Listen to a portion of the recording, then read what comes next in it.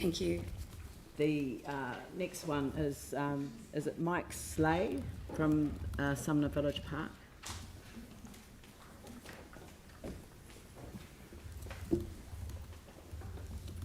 Good morning, Your Worship. Good morning. Morning, councillors, council staff. Thank you for the opportunity to talk briefly to our submission. I think just following on from the previous submission, what's interesting about this is Sumner, after the earthquakes, built a temporary village green, so it's an temporary urban space. And I think everyone was really surprised about the amount of use it got, and that actually put in the right place and of the right size, I think probably every community has the ability to use these spaces really well. It provided a really important way for people who'd lost their houses or lost their jobs and things, or children that were, upsetting, affected in quite a long-term way, for them all to reconnect and be in one place. So I think the idea of the practicing is a brilliant idea, and we had it worked, and there's been a gap since, because it was on the site of the new Sumner Community Centre. And we have had a temporary skate park, which has been really good for, but we now, luckily, that's going to be replaced, so that's a real step forward. But there are people, I suppose, outside the skating community that are thinking, wouldn't it be great if we can also have a village green and restart those situations and opportunities. And so, in that regard, there has been discussion. Well, there was a site that was chosen that could cope with both the skate park and a village green, and that was after a lot of consultation. And then there was quite a bit of work put into it, and a concept design has been developed, and it's one that sort of really shares amenities as well, so that the skate park can be as useful as possible, but also the village green can be sit alongside it. And I don't think there's probably no dispute amongst anyone that it's not a good idea. And in fact, that's why the council had included in the long-term plan. The issue is probably just more about timing, and we fully understand the constraints that council's under, and appreciate the village skate park getting funding in the near term. But we felt it's a real opportunity to try and do both at the same time, both in terms of potentially saving some money and limiting disruption, but also providing those benefits earlier if possible.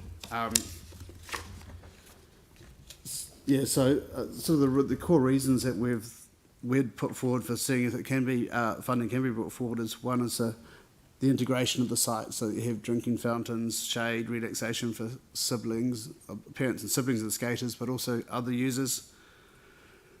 From my experience in property development and construction, it definitely will save money if you can do it at the same time, and it will be less disruptive. There's a strong ongoing demand amongst the village, amongst the community for this village green.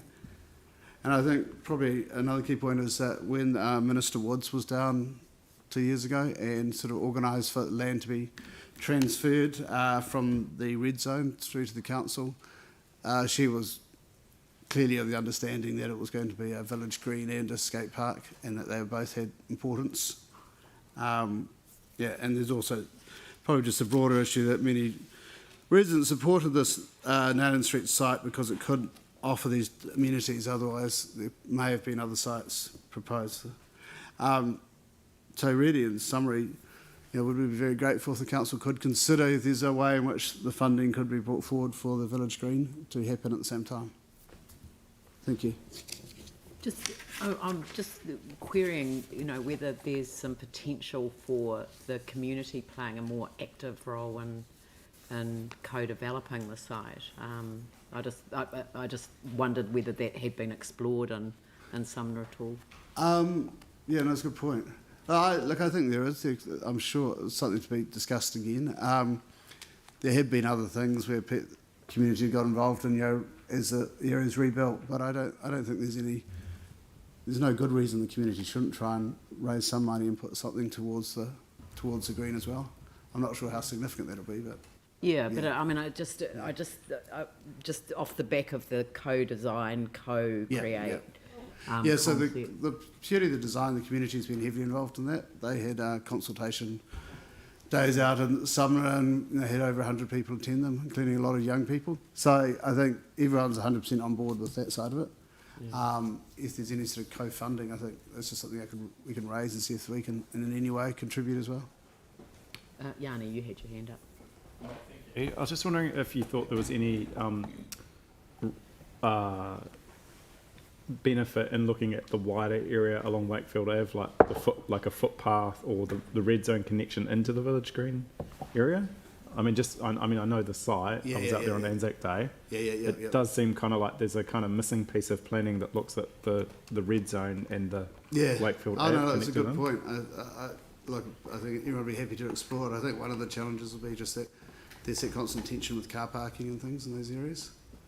Right. Yeah, just because even the sort of the design of things like the skate park to a certain degree was also influenced by not affecting on-road car parking and all that sort of thing, because there's people wanting to go to the library and those other things. But basically doing the village green at the same time as the skate park and maybe looking at footpaths and that red zone would be most cost effective to do it together rather than separate. No, people will be happy to look at that.